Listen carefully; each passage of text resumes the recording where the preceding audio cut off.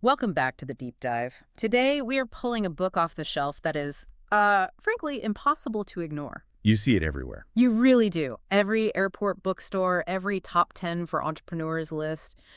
We're talking about that purple book that launched a million real estate careers, Rich Dad, Poor Dad by Robert Kiyosaki. It is the ultimate love it or hate it financial manual. Exactly. And we have to address that right up front. I mean, plenty of people treat this book like gospel, and there are just as many critics who think it's overly simplistic or even a bit scammy. Right. So our mission today isn't to sell you on Kiyosaki as a guru. We are not here to canonize him. No, we're here to, strip the chassis off this thing and see how the engine actually works.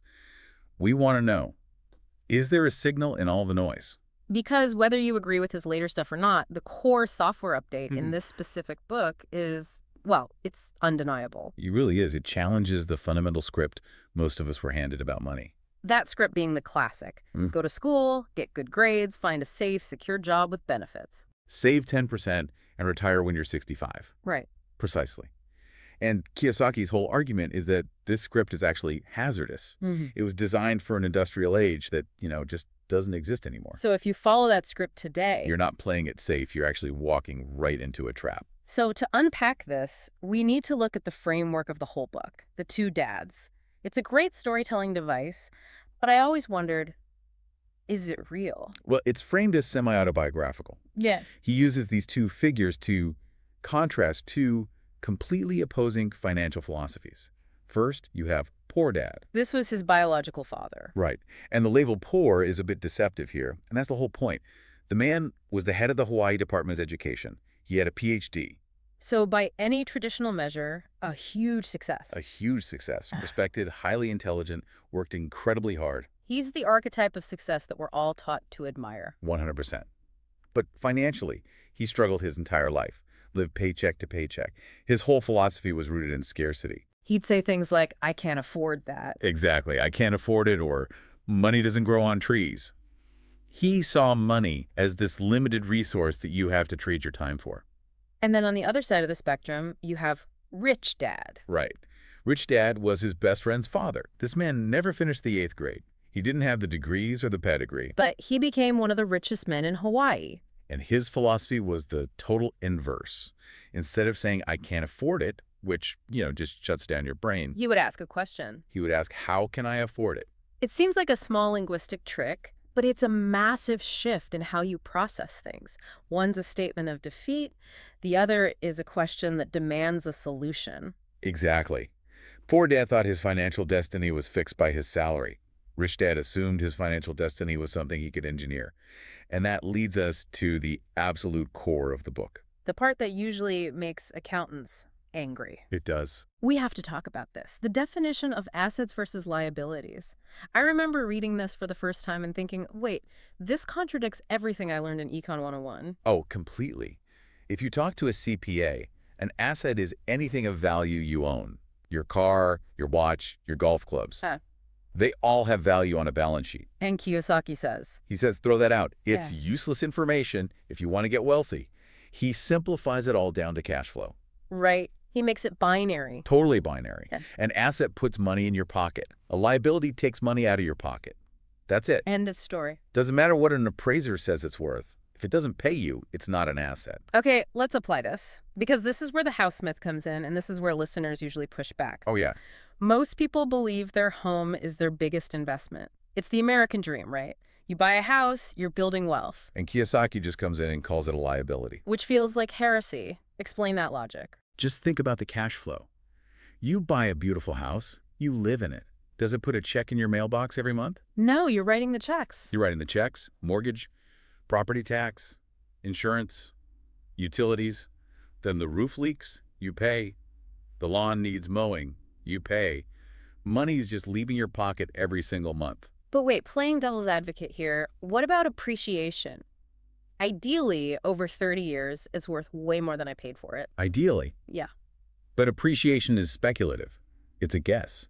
You don't see that cash until you sell, and in the meantime, you can't eat appreciation. So from a pure cash flow perspective, the house is just bleeding you dry. It's a hole in your pocket. He isn't saying don't buy a house. He's saying don't call it an asset. Call it what it is.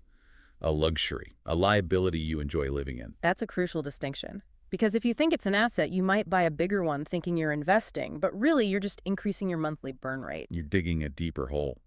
And this connects directly to how he sees the three classes of people: the poor, the middle class, and the rich. And it's not defined by how much they earn. Not at all. It's Yep. defined by their cash flow patterns. Okay, walk us through the poor pattern first. It's a straight line. Income comes in from a job, and it goes immediately out to expenses: rent, food, clothes, transportation. No retention. Money in, money out. Exactly. And the middle class. This is the trap, right? This is where most people with good jobs get stuck. The middle class is the most interesting and honestly the most tragic one. They earn good money, they get the raises, but they use that money to buy liabilities that they think are assets. Like the bigger house, the nicer car. Exactly. They get a raise, they buy the BMW on credit, they buy the boat, they upgrade to the McMansion. They have things, but all those things demand monthly payments, so their income goes up. But their expenses go up right along with it. In lockstep. They're the golden handcuffs. They look rich, they have all the trappings of wealth, but they're so stressed because they have to keep working to pay for everything. They're one missed paycheck away from disaster. Okay, so compare that to the rich. They don't buy the BMW first. No. The rich use their income to buy real assets: rental properties, dividend stocks, bonds, intellectual property, things that generate cash. And then? Then, this is the key, they use the cash flow from those assets to buy the BMW. So the asset buys the luxury. You don't buy it with your own sweat, you buy it with your money's sweat. That's the bumper sticker for the whole book. Uh, The poor and middle class work for money. The rich have money work for them. This leads right into another one of his famous phrases, mind your own business. I love this concept. It's one of the most empowering parts of the book, I think. Most people hear that and think it means stop being nosy. But he's talking about your financial statement, isn't he? He's making a distinction between your profession and your business. Give us an example to make that clear. Okay, take a banker. You ask him, what is your business? He says, I'm a banker. Yeah. Kiyosaki would say, no, that's your profession. That is what you do for 40 hours a week to pay the bills. Your business is what's in your asset column. Oh, there's that famous story about Ray Kroc, the founder of McDonald's. Yes, Ray Kroc famously asked a room of MBA students, what business am I in? And they all laughed and said, you're in the hamburger business. And Kroc said, no, I'm not in the hamburger business. I'm in the real estate business. Because the real money was in owning the land under every single franchise. The burgers just paid the rent. Exactly. The burgers were the profession. The real estate was the business. And the mistake most people make is they spend their whole lives minding someone else's business. Their boss's business, the government's business. The bank's business. They never build their own asset column. So, practically speaking, for someone with a 9-to-5 job, the advice isn't to just quit tomorrow. No, that's dangerous. The advice is keep your profession. You need that cash flow. But become obsessed with minding your own business in the off hours. Every dollar that comes in, before you spend it, ask yourself, can I put this into my asset column? It's about converting earned income into passive income, slowly, dollar by dollar. Correct. Until eventually, the business starts paying you more than the profession does. But to do that, you need to understand the rules of the game. And this is where he gets pretty harsh on traditional schooling. He is. His critique is that schools are basically factories for employees. You learn to follow instructions, you learn compliance, you learn specific skills, but you are never taught the language of money. You're not taught accounting, investing, any of it. Which leaves you financially illiterate. And financial illiteracy is expensive. It makes you vulnerable. If you don't know how money works, you'll always be at the mercy of people who do. You'll be afraid of the stock market. You'll trust the wrong people. You won't know a good deal from a bad one. Speaking of those who know how it works, we have to talk about the legal edge, the section called The Rich Invent Money. It explains why people like Warren Buffett or Jeff Bezos pay a lower effective tax rate than their secretaries. This is where people start shouting, the system is rigged. And Kiyosaki's response is basically, yes, it is. So learn the rules. It all comes down to the structural difference between an employee and a corporation, right? It's all about the sequence of money. So for an employee, you earn money. Before you even see it, the government takes its cut. Taxes are deducted at the source. Then you try to live on what's left. The sequence is earn to tax spend. You're paying the government first. Exactly. Now look at a corporation. A corporation earns money. Then it spends everything it possibly can on business expenses. Computers, travel, cars, dinners. All of it. Legitimate business expenses paid for with pre-tax dollars. Then, and only then, is the corporation taxed on what's left over. The sequence is earn, subvend, test, tax. That is a massive, massive difference in purchasing power. It's huge. If you, as an employee, buy a laptop, you're using money that's already been taxed, you might have to earn $2,000 to buy a $1,500 laptop. A business owner buys that same laptop with pre-tax money. So the lesson isn't tax evasion. It's understanding that the tax code is just a series of incentives. Yes. The government wants you to start businesses. Yeah. They want you to provide jobs and housing, so they give you tax breaks for doing those things. If you operate as an individual, you get none of those breaks. You need a legal entity, an LLC, or a corporation. Which brings us back to education, but a different kind of education. Kiyosaki has this mantra, work to learn, don't work to earn. This is such good career advice, especially for younger people. Stop looking at the salary and start looking at the skills. Right. He tells that story about when he went to work for Xerox. He was a shy guy, didn't care about photocopiers at all. But Xerox had the best sales training in America. The best. He took that job specifically to learn how to sell, to learn how to handle rejection. He treated the job like a paid seminar. And once he mastered that skill, he left. He was done. Most people look for security and benefits. The rich mind looks for skills that can be leveraged later. There's also a counterintuitive point here about specialization. We're always told to specialize, be the best brain surgeon, be the best coder. And Kiyosaki warns against it. He says specialization is for employees. If you're the best brain surgeon, you're kind of trapped. You can only make money doing that one specific thing. If your hands start to shake, you're done. You're done. And if the hospital cuts your pay, where else can you go? He advocates for being a generalist. He calls it synergy. You need to know a little bit about a lot of things. Sales, marketing, accounting, law, leadership. You don't have to be the expert in any of them, but you need to know enough to hire the experts and lead them. You're the conductor of the orchestra, not the first violinist. Okay, so we have the definitions, we have the structure, we have the strategy. But here's the million-dollar question.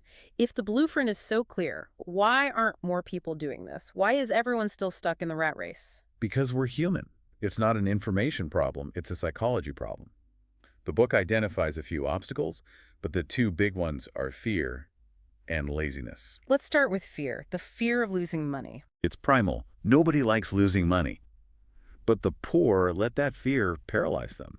They keep their money in a savings account, earning 0.01% because it feels safe, even while inflation is just eating it alive. They play not to lose. Instead of playing to win. And the rich, they have fear too. They're not robots.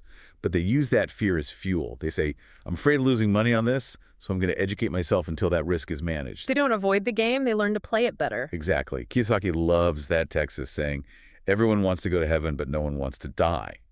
Everyone wants to be rich, but nobody wants to handle the fear of losing. Okay, what about laziness? This one really caught me off guard because his definition is unusual. It's not about sitting on the couch eating chips. No. It's provocative.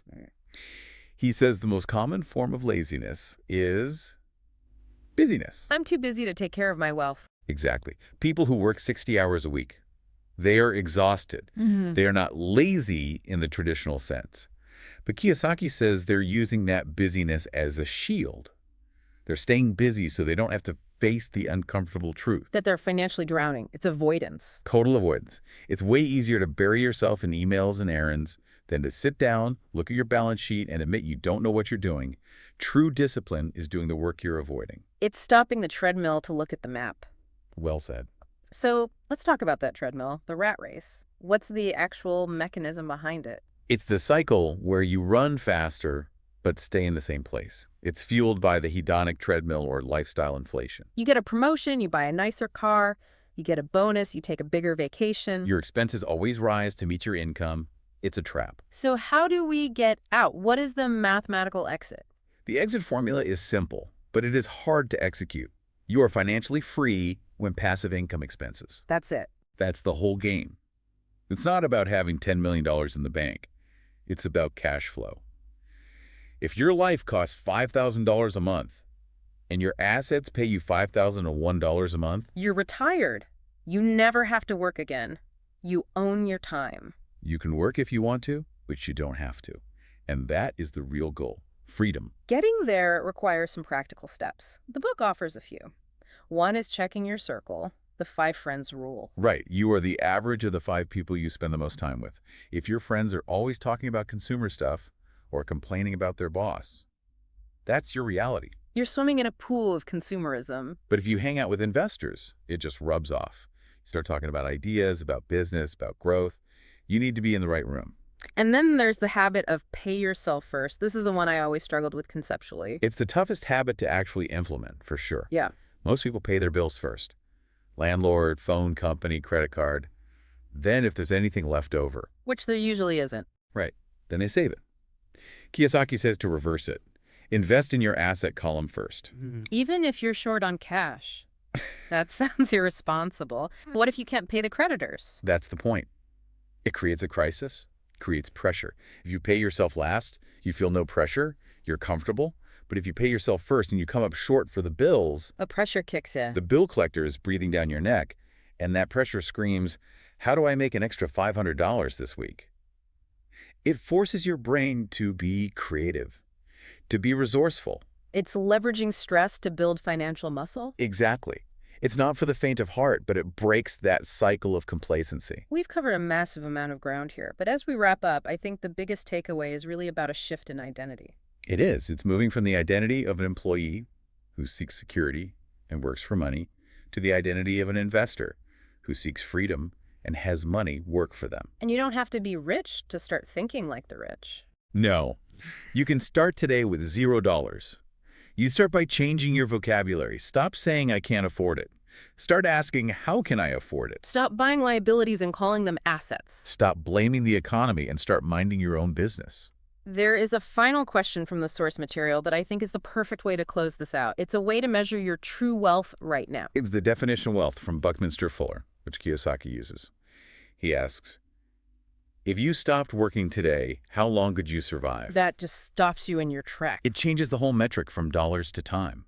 If you have $10,000 in savings and your life costs $5,000 a month, you are 2 months wealthy. If you earn $1 million a year but spend every dime, you are 0 days wealthy. You stop working, you collapse. You're just broke at a higher level. But if you have passive income that covers your expenses, even if it's just $2,000 a month, if your expenses are $2,000, you are infinitely wealthy. Your time is yours. That's the number to chase. Not the salary, but the sustainability. The time. Leaves the freedom. Well, there you have it. A breakdown of the principles inside Rich Dad, Poor Dad. Whether you love the book or have your doubts, the challenge stands. Take a hard look at your asset column this week. Be honest with yourself. And start minding your own business. Thanks for diving deep with us today. We will see you on the next one. See you next time.